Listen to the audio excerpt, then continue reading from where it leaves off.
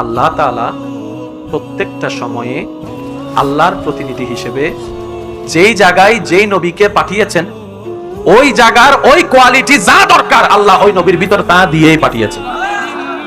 ইউসুফ নবীর সময়টা ছিল সৌন্দর্যের বাহাদুরি, সুবহানাল্লাহ বলবেন না রে ভাই? ইউসুফ নবীর সময়টা ছিল স্বপ্নের ব্যাখ্যার বাহাদুরি, আল্লাহ তাআলা ইউসুফ নবীকে সেইগুলা দিয়ে পাঠিয়ে দিয়েছেন। সুবহানাল্লাহ বলা যাবে? আরেকটু জোরে বলেন না সুবহানাল্লাহ। মূসা নবীর সময়টা ছিল জাদুঘরের বাহাদুরি, আল্লাহ মূসা নবীকে লাঠি দিলেন, লাঠিটা ফেলতে বললেন, ফেলার সাথে সাথে সাপ হয়ে গেলেন। আমি কি বুঝাতে পারছি? আল্লাহ প্রত্যেকটা নবীকে যেইখানে পাঠিয়েছেন সে সময়ের চাহিদা পূরণ করার ক্ষমতাও ভিতরে দান করে দিয়েছেন।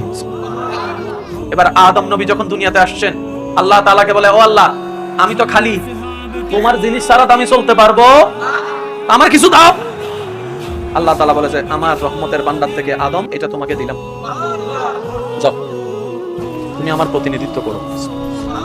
এবার আদম নবী চলে গেলেন, শীষ নবী আসা শুরু করলেন। আল্লাহ তাআলা বলে যে শীষ ধরো, এটা তুমি রাখো। সুবহানাল্লাহ জোরে বলতে হবে না ভাই? শীষ এটা তুমি রাখো। এবার দাউদ আসলেন, আল্লাহ কয় দাউদ ধরো, এটা তোমার বাগেরটা লো। ইসহাক আসলেন, আল্লাহ কয় ধরো, এটা লো।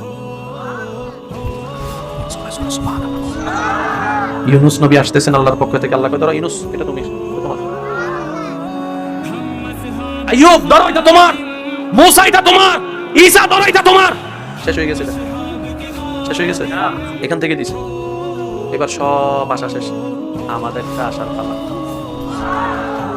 যারা যারা দিল সে সুনো यार, दिल से सुनो, वो जो हमारे है वो आने वाला है। আমাদেরটা আসার পালা।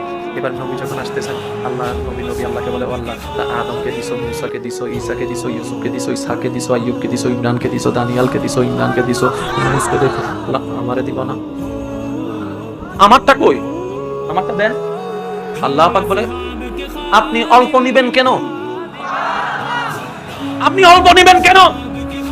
আদমকে দিয়েছি, কারণ পরে শীষ বাকি ছিল, শীষকে দিয়েছি, পরে আরেকজন বাকি ছিল। আমি যে গোডাউন থেকে দিয়েছি সব আমি আল্লাহর দয়া, আপনার পরে তো যাওয়ার আর কেউ বাকি নাই। ধরেন রহমতের ভান্ডারটা আপনাকে দান করে দিলাম। ইন্না আতাইনা কাল কাউসার, কাল কাউসার, কাল কাউসার। ধরেন সব লইয়া যান আপনি।